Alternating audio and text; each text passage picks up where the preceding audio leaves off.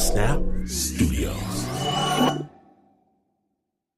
Xfinity tech support. I can't get Jurassic Park back online without... Oh, you just need Xfinity. Plug in your gateway and you're good. And with our 5-year price guarantee, your bill is under control too. Xfinity. Imagine that. Watch Jurassic Park with Xfinity. Restrictions apply. Select plans only. Okay, I'm walking down the street. I'm minding my own business. And the two women behind me, they're gossiping about people I do not know. But it's crazy interesting, right? So, maybe I do slow down a little bit to listen in better. And the woman says, should we talk louder so we can mind our business better? Oops. Caught. I couldn't help myself. It's too juicy, too scandalous. And the show, Our Ancestors Were Messy. It's kind of like that. It's sneaky. It lets you listen into the gossip, the scandals of pop culture, but back in time, stories that made headlines in pre-civil rights era America. The host, Nichole Hill, she takes us inside the lives of real people, inside their loves, betrayals, twists, turns, all as they struggle to beat Jim Crow and the messes. This is not amateur hour. You gotta step into some real devilment to land in the gossip columns of those black newspapers, and it makes you think. Someday, people are going to be scouring the names of people at the center of pop culture right here and now and ask, who is that? What? You ain't never heard of Prince? You never heard of Whitney? How is that even possible? But time comes for all of our heroes. And such is the case for today's story. Today we're going to go back in time to learn the history of one of the most incredible music composers of her time. Nichole sits down with a couple of guests to explore the archives. Nichole Hill, take it away. This is the story of the woman dubbed the greatest newspaper copy in the world, Nora Holt. Lena Douglas, rebel without a cause. Nora Holt was actually born Lena Douglas in Kansas City, Kansas, somewhere between 1885 and 1890. She's the daughter of the Reverend and Mrs. Douglas of the AME Church.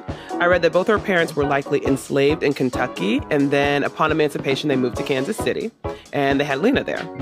She grew up playing the organ in church, and by her teens, she's understood to be a prodigy. She decides that she wants to be a composer when she grows up, which is a person who arranges and writes music like Beethoven and Pharrell.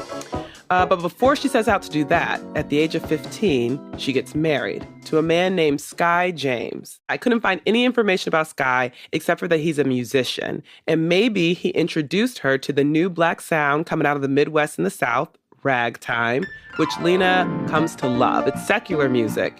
So I feel like she probably shouldn't have been listening to it, like it wouldn't have been cool, but she likes it and she listens to it. She finishes high school and enrolls in Western University to study classical music. The school no longer exists, but back in the day at this time, it's like the #1 school to go to if you want to study music in America. Before she goes to school, she says goodbye to her hometown, she says goodbye to her family and friends, and she says goodbye to husband number 1. After 2 years of marriage to the musician Sky James, they divorce, and she marries Philip Scroggins. I couldn't find any information about him except that he was a politician. Moving on. I was going to say, she married up.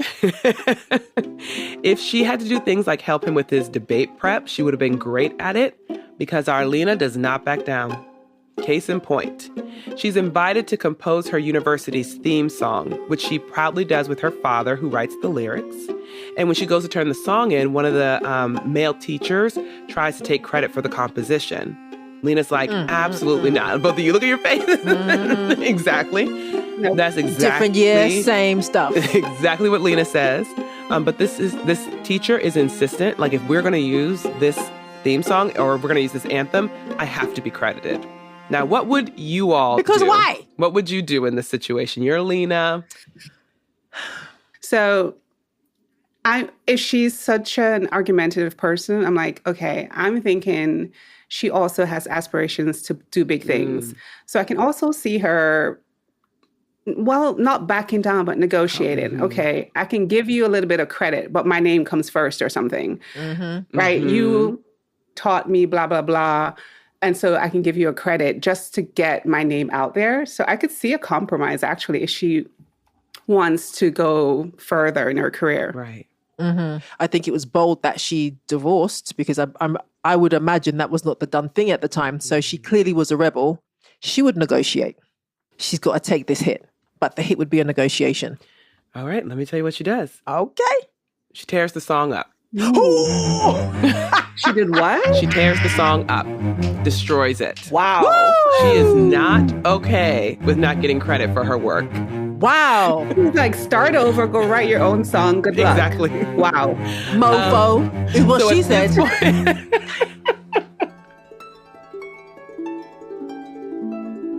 All right, so Lena is studying classical music. She's got a really intense course load and very Victorian era expectations for her behavior, her appearance, and there's no reports of her stepping out of line with this. Like, she's wearing all black, she's being demure. And in this environment, she seems to fall more and more in love with classical music.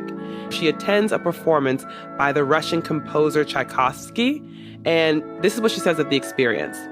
I remember when the last song of each instrument had gone away, I was crying softly, not knowing why, but cognizant of but one thing, supreme joy. Wow. She falls in forever love with the opera, with Tchaikovsky and Russian symphonies, but out of love with husband number 2, Philip Scroggins, and at 18, they divorce, and shortly thereafter, she marries Bruce Jones. I couldn't find any information about him except that he was a barber. Whose name, Bruce? Bruce Jones. Mm-hmm. Bruce the barber. Bruce Jones the barber. Bruce the I would barber. hope that he is indeed a free spirit because there's no way he's going to keep up with this woman who is intensely curious and, you know, feels things deeply and is passionate, clearly. So, yeah, these marriage choices, I don't know, man. Lena graduates valedictorian of Western University. Of course she does. Wow. And then about 10 years pass, seemingly uneventfully, until we arrive in 1917. So now she's around 28, and she's decided to pursue her master's at Chicago Musical College. Wow. She packs her bags, she kisses her life in Kansas goodbye, including husband number 3. Look at your Bruce faces, Buffer. you already know. We already It's a been pattern. Yeah, exactly. At this stage, it's a trend, right? 3 trends. You already know. She kisses husband number 3 goodbye and makes her way to Chicago. In Chicago, Lena is writing more compositions for her own personal collection. She's studying classical music. She's doing her thing, but she's broke. And she is single for the first time since she was 15. So she goes out and she books 2 gigs. The first one. Chicago's red light district was down by the wharves and home to some of the city's classiest brothels. So classy, in fact, that they offered their guests, their patrons, live musical entertainment.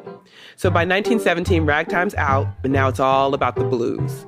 And Lena would go to the brothels and perform popular blues standards, including what became her signature song, My Daddy Rocks Me with One Steady Roll.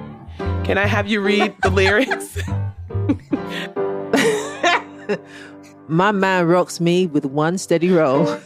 There's no slipping when he once he takes hold. Is that meant to say once he it's takes like hold? yeah, I don't know how, Okay. but that's what it says, yeah. I looked at the clock and the clock struck 1. I said, now daddy, ain't we got fun. He kept rocking with one steady roll. That's gal. And the clock keeps rocking until like 6 or 7, something like that. So With one steady roll? Rock. it sure does. Okay. So All right. we're not in Kansas anymore. After a year of studying, in 1918, Lena graduates with a master's degree in music composition, making her among the first women of any race to earn this degree in America. And can you guess what she does to celebrate? Does she tear it up? You know her by now, so what would she do? Is she single at this point? She is. She finds a husband to celebrate. You're exactly right. She gets married to husband number 4, George Holt.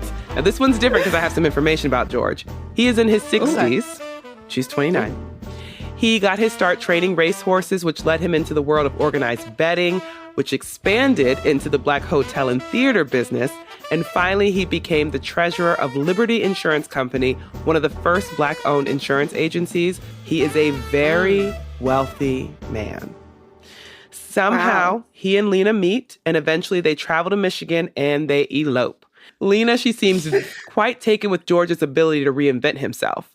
She calls him inspiring, and she raves about his intellect and his taste and the gift that he got her, this is what she said, quote, the world's finest piano, a Mason and Hamlin concert grand. I Googled it. It is worth $30,000 today. So Wow. Okay. So now she's able to compose up a storm. They buy season passes to the symphony, and they travel. Now that she's married, she decides to go by an entirely new name and identity. From here on out, she will be Mrs. Nora Holt, racewoman. Wow. So race men and women were people who dedicated their lives to the betterment of the conditions of the Black race. And many were part of the Black elite. This goes hand in hand. If you're successful, you're not doing something for the community, people are going to call you white. And you know that's a devastating thing to be called. Yeah. So for women, the expectations were especially pronounced. In 1895, so this is back when Nora was a baby, 30 years after the end of slavery, this thing happened that set women off. So a white lady reporter was writing letters to other white reporters and asking them to take a stand against lynching. The president of the Missouri Press Association got this letter, and he wrote back being like, lynching is none of my business. It's not white people's problem. Lynching is the fault of Black women because they are liars and they have no morals and they're proud to be quote unquote prostitutes. That's his language. Wow. I'm confused.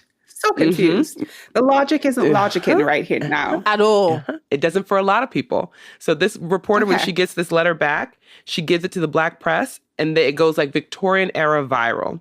So they demand that this man apologize, and Black women call it, quote, their shot heard round the world.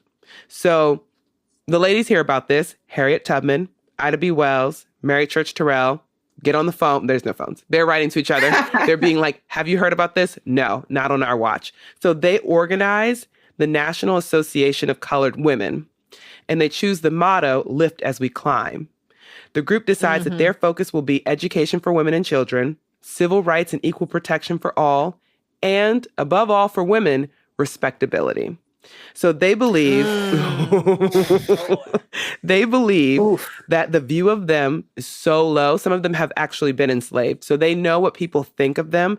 And they're like, we have to do the opposite. We have to be above reproach so that we can prove everybody wrong. And this is the crew that Nora has decided she wants to run with. Nah, that ain't gonna work. It's not gonna work.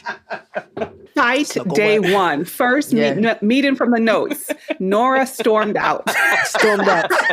This is what she's picked. She's like, I can ride with these women. So here we go. Right, Nora, let's see. Good luck. Nora lands a job at the Chicago Defender, America's #1 Black newspaper. She's a music critic, one of the first women of any race to provide music criticism for a major publication. Oh my God, wow. Huge. Yeah, she's doing it. She uses her column to spell out her theory of what could lead to the best outcomes for Black people. Can I have you on page 5? Yes. She got the respectability. Do you realize what a tremendous moral weapon the Negro holds by virtue of his wonderful music? Negro music, if used as propaganda, might easily become the most potent factor in softening prejudice and creating an understanding between the races. Lovely quote, but bullshit. You can play the most beautiful music. You can sing the most beautiful song, do the most beautiful dance. You cannot dance your way to freedom. Nope. The theory here, what they're thinking, at this time, people think Black people do not have the intellectual capacity to speak English correctly, to make beautiful music, to understand anything. And so she's thinking, we need to show them. So she gives this example, a very out of touch example. We love her so much, but she says to her readers, like somewhere around at its height, 500,000 people are reading this newspaper all over the country. Many of them poor, like almost exclusively Black. She's like, hey guys, me and my husband we were at the symphony. You know how you go to the symphony. And we were there to hear Tchaikovsky, and he was so beautiful. And the white lady next to me just turned to me, and then we started discussing the movements and the symphony and the instruments, and she completely forgot about race for 1 minute. And I think that if we are in more situations like this, then we can create change. You all, when you come to the symphony, meet me during intermission, and we can talk about this. But like, none of them are going to the symphony. None of them going to the symphony. She's very excited about her idea, though. I want to give her grace because we're not there, and I get it. I truly do, because there's always a point in your life where if you just do that thing and perform, they will get it that I bleed too. And exactly. It never happens. No, it never happens because, go ahead.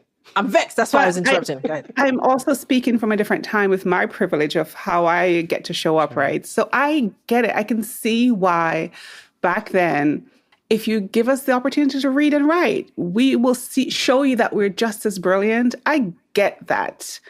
And then they'll like us too. Yeah. But no one's going to like you if they don't want to like you. Right. Nora wants to create change, not just through music, Black classical music.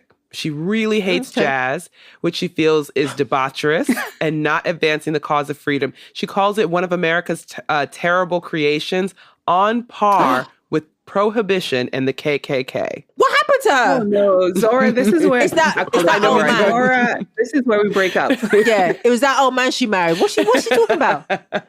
She starts a magazine called Music and Poetry and co-founds the Chicago Music Association.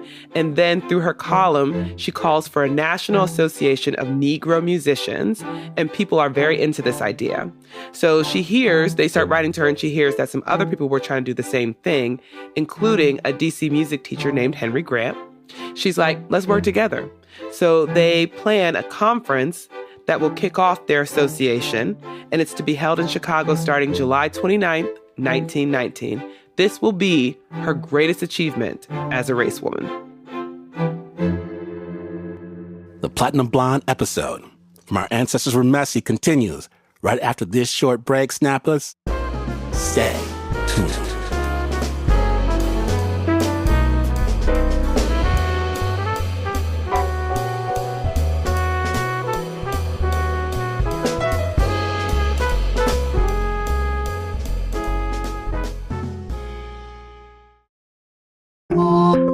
Right now, we are living through some of the most tumultuous political times our country has ever known. I'm David Remnick, and each week on the New Yorker Radio Hour, I'll try to make sense of what's happening, alongside politicians and thinkers like Cory Booker, Nancy Pelosi, Liz Cheney, Tim Walz, Ketanji Brown Jackson, Newt Gingrich, Robert F. Kennedy Jr., Charlemagne the God, and so many more. That's all in the New Yorker Radio Hour, wherever you listen to podcasts. Xfinity tech support. I can't get Jurassic Park back online without... Oh, you just need Xfinity. Plug in your gateway and you're good. And with our 5-year price guarantee, your bill is under control too. Xfinity. Imagine that. Watch Jurassic Park with Xfinity. Restrictions apply. Select plans only. I just did a visit back to the homeland, to Michigan, to see my folks, which was great, truly, but it reminded me that no one is getting any younger. Not me, not them, and life keeps lifing. Some things you can't protect against, but one thing you can do is lock in your life insurance today. And Policy Genius is an online insurance marketplace that allows you to compare quotes from some of America's top insurers side by side for free. Their licensed team helps you get what you need fast so you can get on with your life. Protect your family with a policy that grows with your life. With Policy Genius, you can see if you can find 20-year life insurance policies starting at just $276 a year for $1 million in coverage. Head to PolicyGenius.com to compare life insurance quotes from top companies and see how much you could save. That's PolicyGenius.com.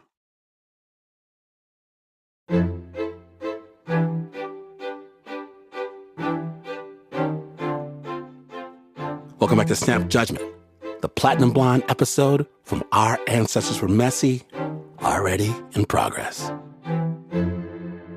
The summer of 1919 is America's first summer since the end of World War I, and racial tensions everywhere are very high. The Great Migration is in effect. So Black people are fleeing the South by the hundreds of thousands. And a lot of them are ending up in the cities, and white folks, they're having feelings about it. So at the same time, millions of servicemen, Black and white, they come home. They go out looking for jobs. White men find that they have to compete with Black men for the jobs, and sometimes they lose because the employers know they can pay the Black people less, but then the white guys get mad at the Black guys. As they do. As they do, because that makes sense. And finally... I'm like, it also sounds, it's too soon. It's still too soon. It sounds way too familiar. Triggered. Everybody's triggered. Finally, one of the last reasons, or one of the other reasons, is that white people have really been working themselves up about this idea that because Black men went overseas, particularly the ones who went to Paris, they're going to expect to be treated like this back home. And this is not like a new expectation. They're not like, oh my gosh, we should be treated like this. They already know. It's just that being overseas told them like, oh, this is literally possible. We're not that far away from this. And leaders like W.E.B. Du Bois called on them to not just return from fighting, but to return to fighting. In response, lynchings increase, KKK membership increases, and everyday people, not even just like the ones who you would think they would join the KKK, but like people who seem nice and fine. This adds to the terrorism. People who seem chill join mobs. I refer to my previous comment, too soon. Yeah. These people join mobs, violent mobs, and attack Black communities. Oftentimes, they're fueled by false threats of Black violence spread with the help of the white press. Sounds so familiar. So familiar. So it's July 27th, 1919, just 2 days before the National Association for Negro Musicians Conference is set to begin. Nora's probably running all over town. Meanwhile, a 17-year-old named Eugene Williams and his friends decide to go hang out at the beach at Lake Michigan, along with tons of other Chicagoans. This is the hottest day of the year. Eugene absentmindedly drifts into this area of the beach that's understood to be whites only. It's not officially, but it's understood to be. And a white man sees him and throws stones at him. And one hits Eugene in the head, and he falls in the water and he drowns. Oh, no. Black beachgoers call the cops. The cops arrive. They refuse to make an arrest. Black beachgoers are furious.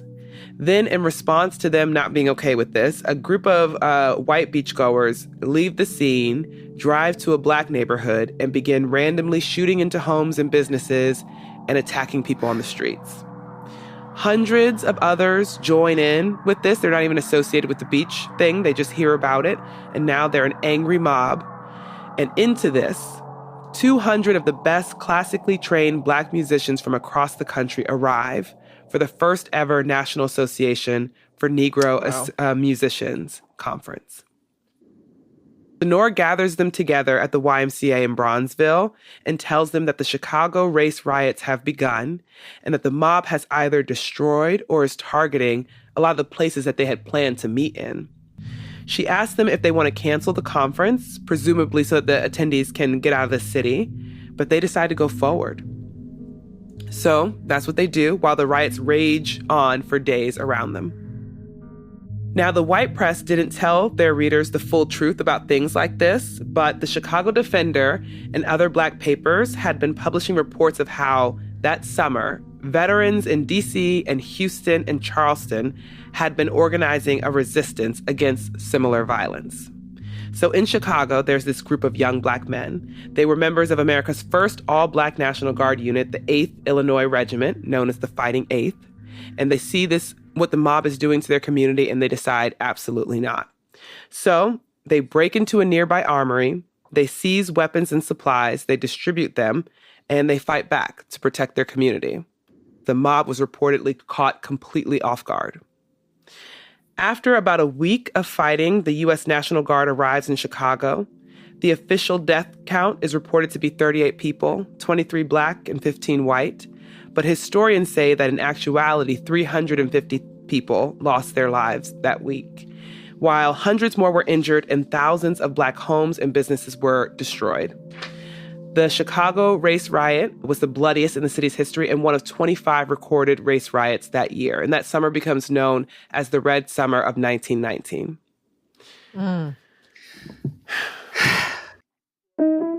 Understandably, The first National Association of Negro Musicians conference gets lost in the story of that week, but it's incredibly important to Nora and the people in attendance. With violence all around them, these artists dream of ways to better support Black musicians and their music.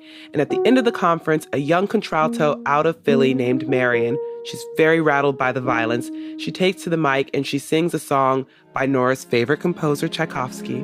And the song is written from the perspective of a young Joan of Arc saying goodbye to everything that she knows because she's decided to fight and die to protect her home. When she finishes, Nora says that everybody jumps to their feet, they're crying, and Nora spontaneously decides to start a scholarship for the singer. And then everybody else starts contributing to the scholarship so that she can continue her studies. And after that, they decide, we're going to make scholarships a part of this conference every single year. So then the group takes a vote on who should be their president. And after putting out the call, organizing the conference, steering them safely through a race riot, they name Nora their VP. The VP? They choose that music teacher. The VP, you said? The VP, I said, yeah. They chose that teacher from D.C., and he's going to be their president.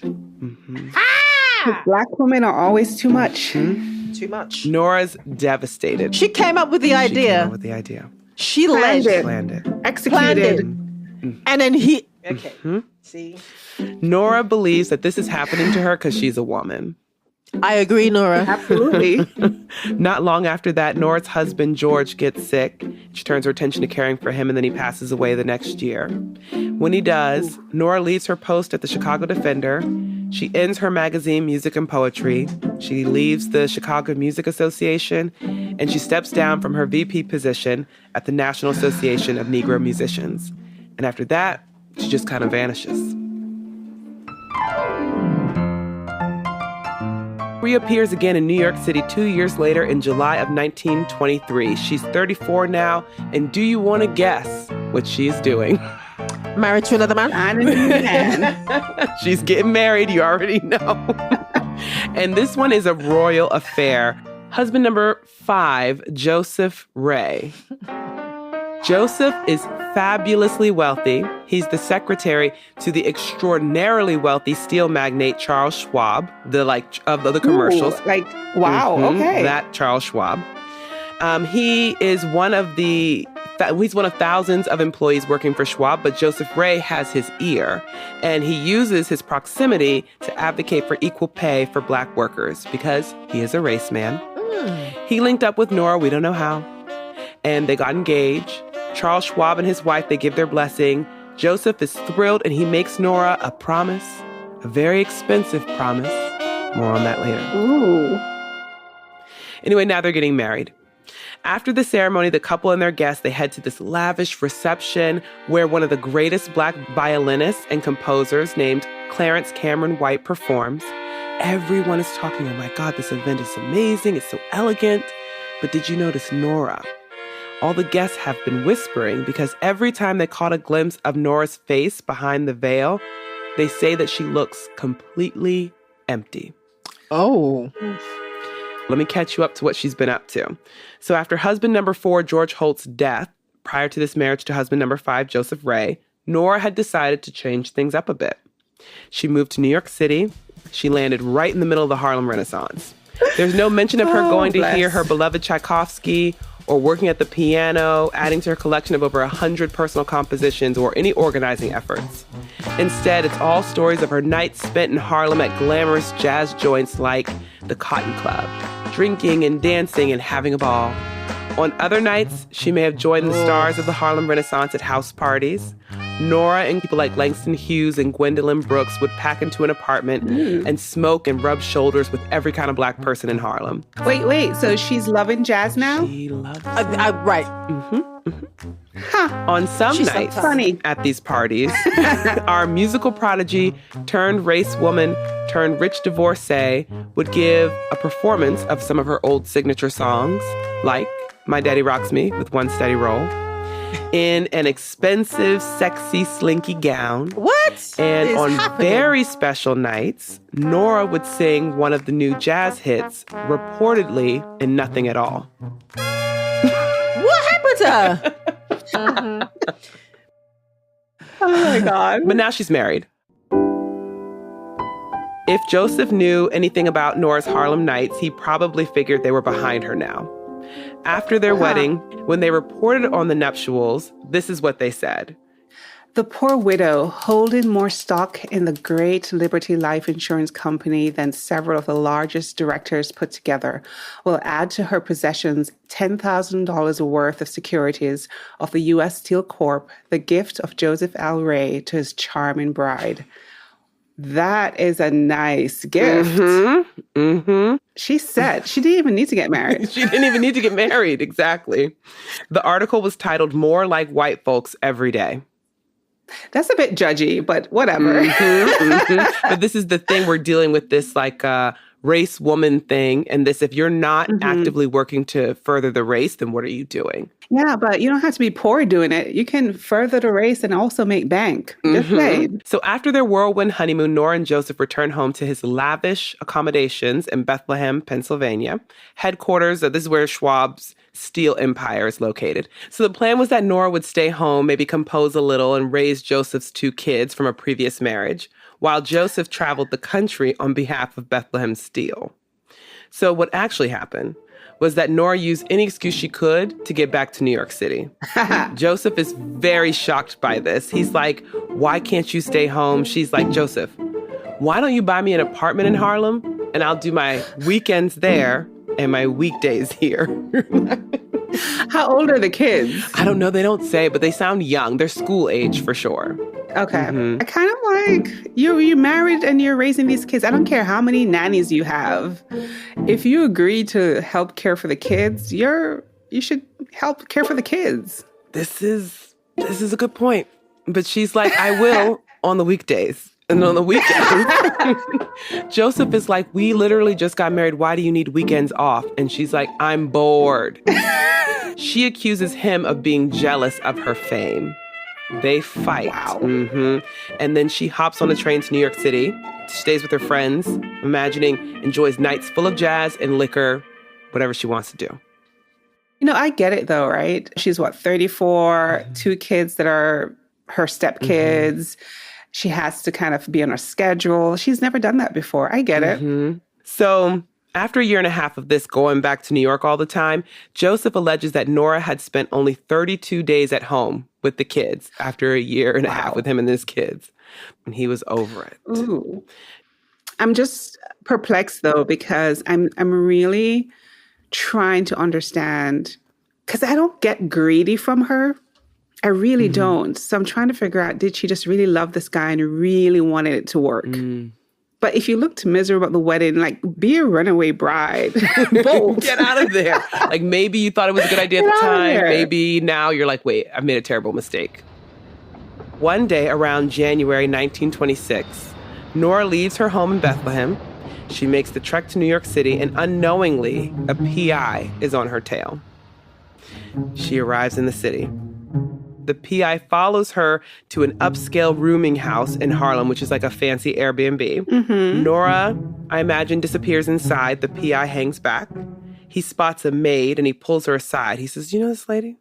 And the maid spills everything.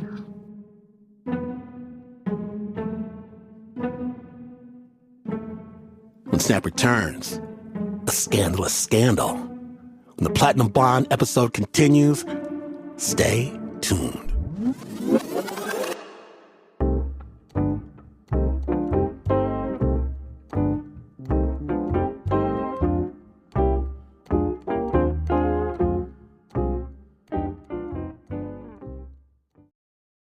At Radiolab, we love nothing more than nerding out about science, neuroscience, chemistry. But we do also like to get into other kinds of stories. Stories about policing or politics, country music, hockey, sex, of bugs.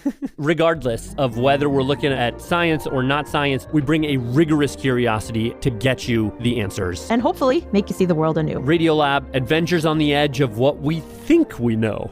Wherever you get your podcasts. Okay, if you're a billionaire, you can skip this part. But if you're not, if you don't appreciate putting your paycheck into a bank only to see it immediately zapped with fees for this, with fees for that, and the fee on the fee. You should know that Chime is changing the way real people bank. Fee-free and smarter banking built for you, because Chime isn't just another banking app. They unlock smarter banking for everyday people with products like MyPay, giving you access to up to $500 of your paycheck anytime and getting paid up to 2 days early with direct deposit. Some banks still don't do this. And yes, I wish the younger me would have learned about this a long time ago. Chime is not just smarter banking. It is the most rewarding way to bank. Join the millions who are already banking fee-free today. It just takes a few minutes to sign up. Head to chime.com/snap. That's chime.com/snap. Chime is a financial technology company, not a bank. Banking services and the secured Chime Visa credit card are provided by the Bancorp Bank N.A. or Stride Bank N.A. Optional services and products may have fees or charges. See chime.com/feesinfo. Terms apply. Limited time only. Must open the new account and complete qualifying activities to earn rewards. Advertised annual percentage yield with Chime Plus status only. Otherwise, 1% APY applies. No minimum balance required. Chime card on-time payment history may have a positive impact on your credit score. Results may vary. See chime.com for details and applicable terms.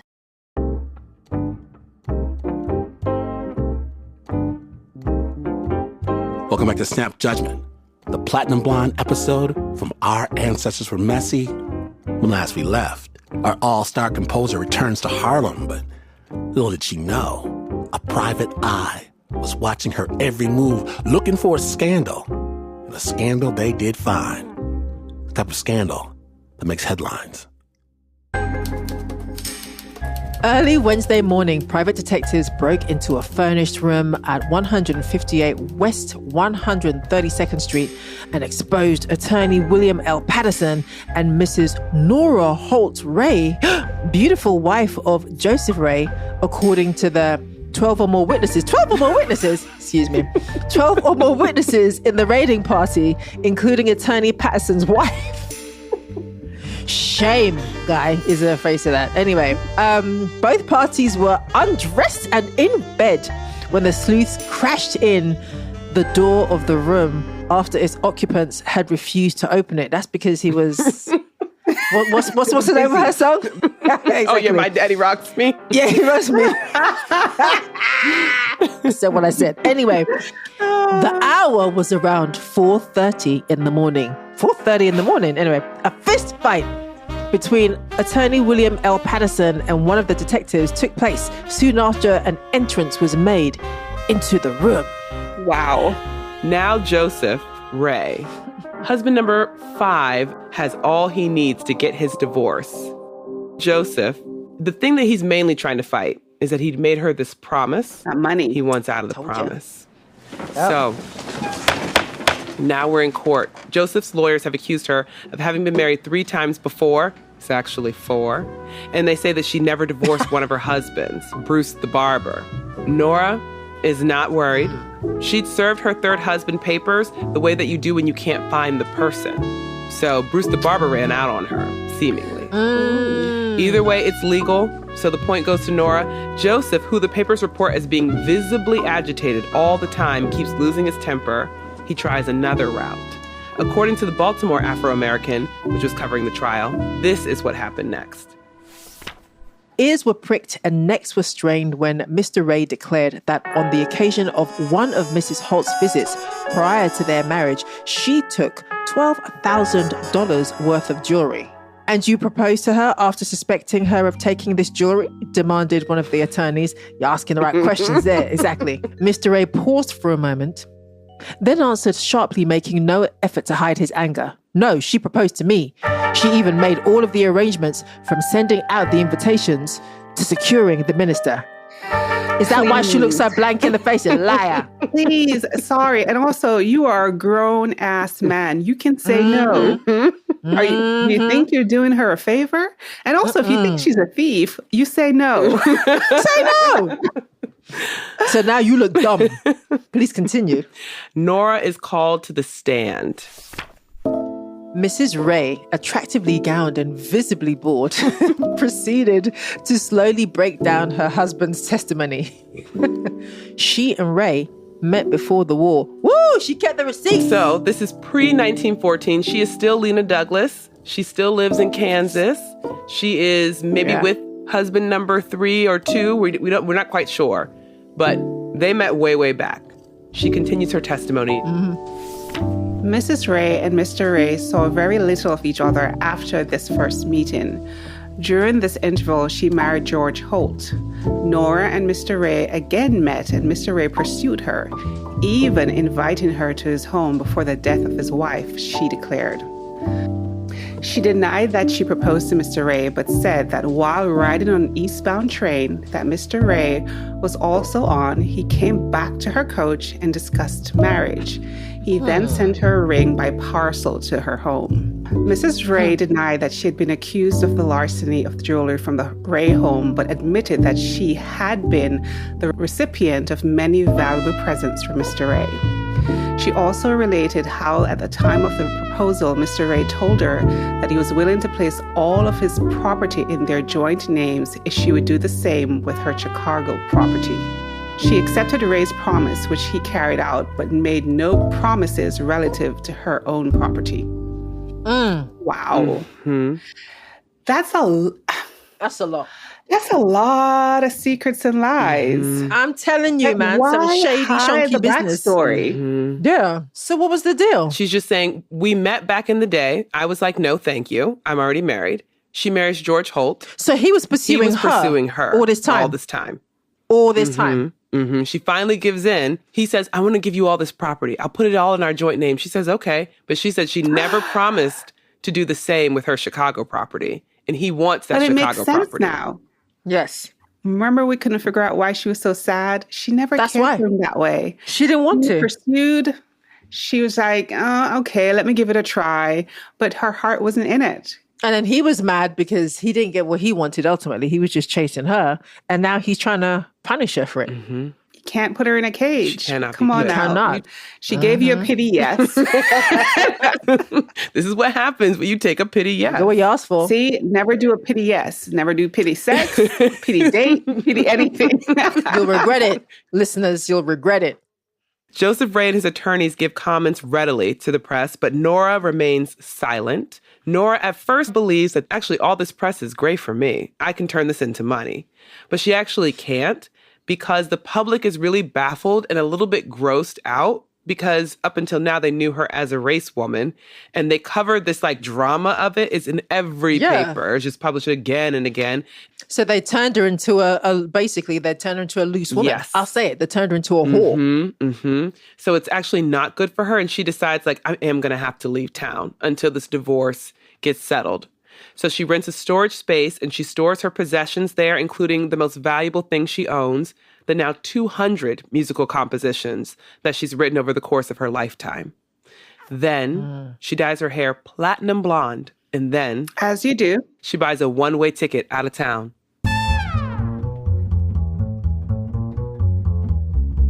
Nora decides to tour Europe. While the details of her divorce settlement are being battled in court, she does residencies where she sings jazz in glamorous nightclubs in London, Monte Carlo, Berlin, Paris. Yes. Everywhere she goes, crowds go wild. They think she's so sexy, her voice is unreal, her skills on the piano are unmatched, and they're really going wild about the fact that she's a Black woman with blonde hair. People cannot get enough of it. Exotic. Oh my God, can you imagine how many people want to touch it?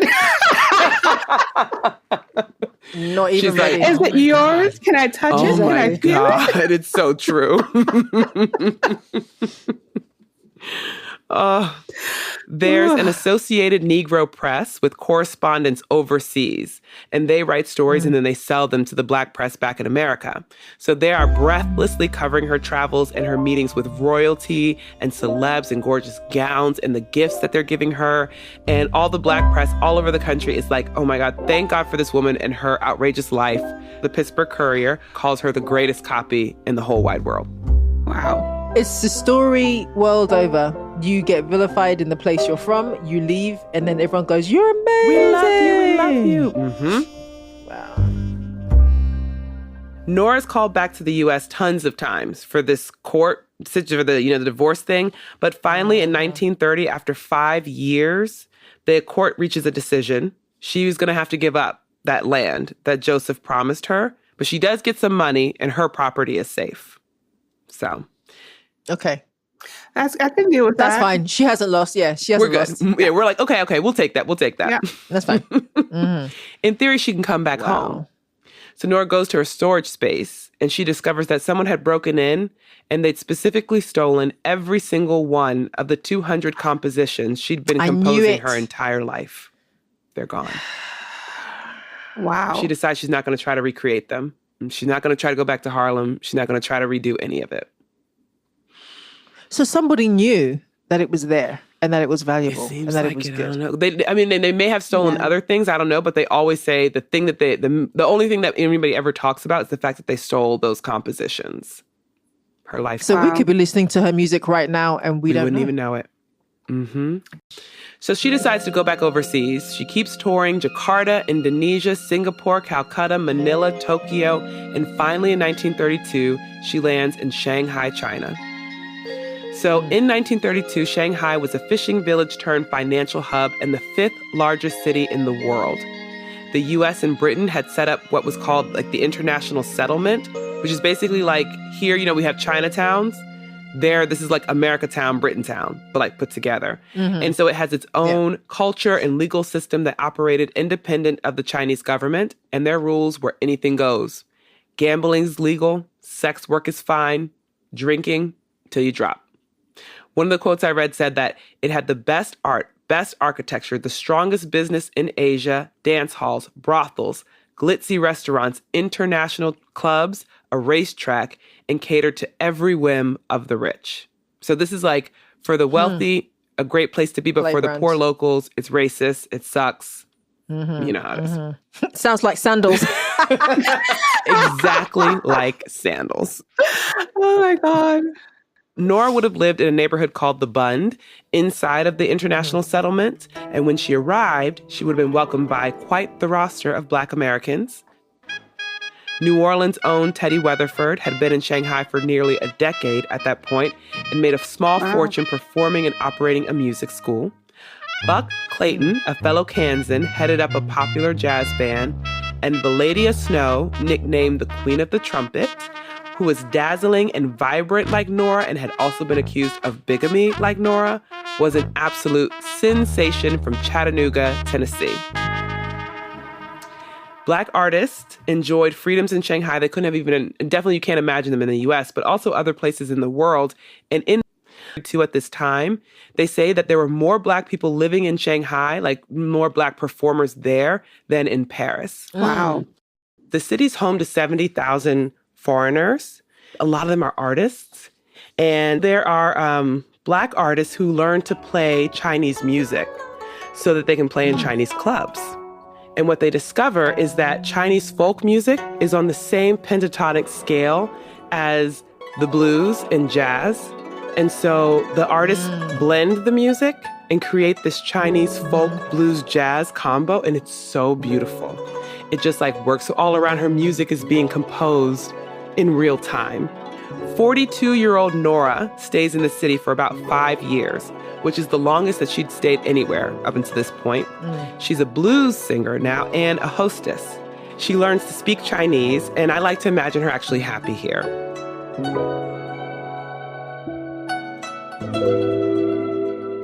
In 1937, it becomes clear that a Japanese invasion is imminent and that the world is on the brink of World War II. So they know they have to get out of Shanghai. Black artists are not like excited to go back to America. So Nora's not sure what to do. She kind of like makes people wait, and then she announces that she is coming back to America. She moves to LA. She opens a beauty school, becomes a music teacher, enrolls at USC at the age of 47 to study music. She's composing again. Then she settles back in New York and spends the rest of her life making, promoting, and talking about Black artists and classical music. She gets a job as a music critic at the Black-owned Amsterdam News. She writes about Black performers and composers like she did back in the day. She finally gets to compose her anthem with her name on it. She co-composes it with Thelma Brown and Langston Hughes. It's called Ethiopia Marches On. They wrote it for the Ethiopian resistance. She gets a radio hour with WLIB called Nora Holt's Concert Showcase. And she rejoins the National Association of Negro Musicians, which finally names her their president in 1950. Yes. So this is the last piece I'll say. She enters in and out of Black history, I guess, so many times in the story. But this is how I like to remember her legacy. One of the, she helped any number of countless musicians. She's always publishing their names and accomplishments in her column. But I just want to talk about one. Do you remember way back in the Red Summer of 1919 when Nora started a scholarship for the young singer Marian out of Philly? Mm-hmm. Well, thanks to that scholarship and the support of the National Association of Negro Musicians, Marian goes on to become one of the most renowned opera singers in history. As in Marian Anderson? Her name is Marian Anderson. Way to bury the lead. Excellent storytelling. Oh my God. In 1939, Marian held a benefit concert for Howard University on the steps of the Lincoln Memorial after other venues turned her away because she's Black. Among her many famous firsts, she becomes the first solo artist of any race to perform there. 75,000 people come out to hear her sing, and millions more listen over the radio, including a 10-year-old boy in Atlanta named Martin Luther King Jr. When he grows up, he'll choose the Lincoln Memorial as the site of his 1963 March on Washington, in part because he wanted other people to feel as inspired as he did listening to Marian sing there. Marian will join him at the March on Washington to sing the national anthem and represent for the National Association of Negro Musicians, which she remains a member of for the rest of her life.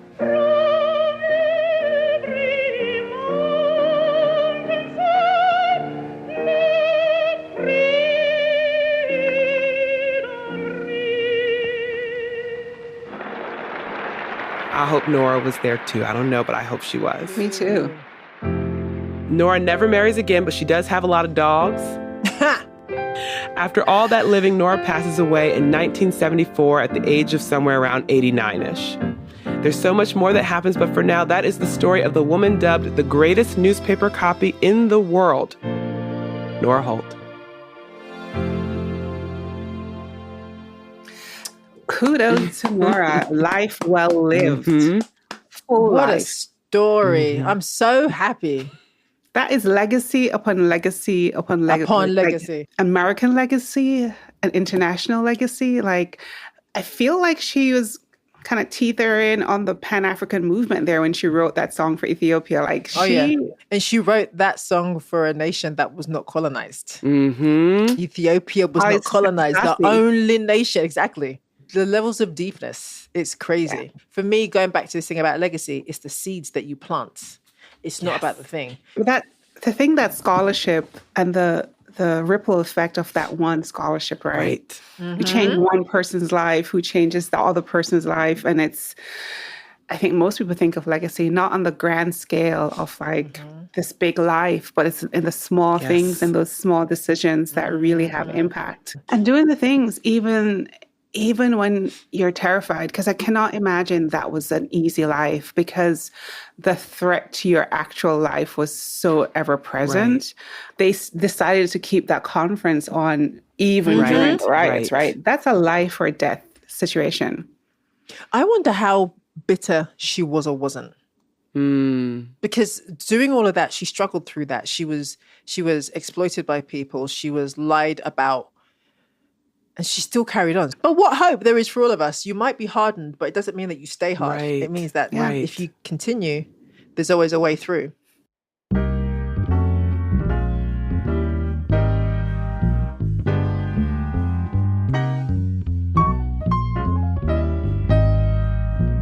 To hear the full version of this episode and so much more, check out Our Ancestors Were Messy on any podcast platform.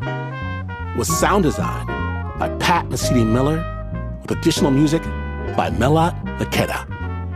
The guests were Natalie Tella and Christabel Insia Boydie. The story was written and produced by Nichole Hill. If you missed even a moment, you can listen to Snap anytime, anywhere, on any podcast platform. And this is not the news.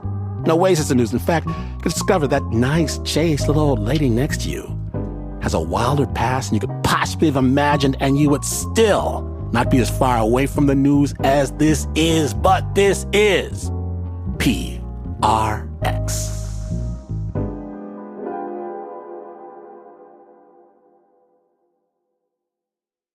Xfinity tech support. I can't get Jurassic Park back online without... Oh, you just need Xfinity. Plug in your gateway and you're good. And with our 5-year price guarantee, your bill is under control too. Xfinity. Imagine that. Watch Jurassic Park with Xfinity. Restrictions apply. Select plans only.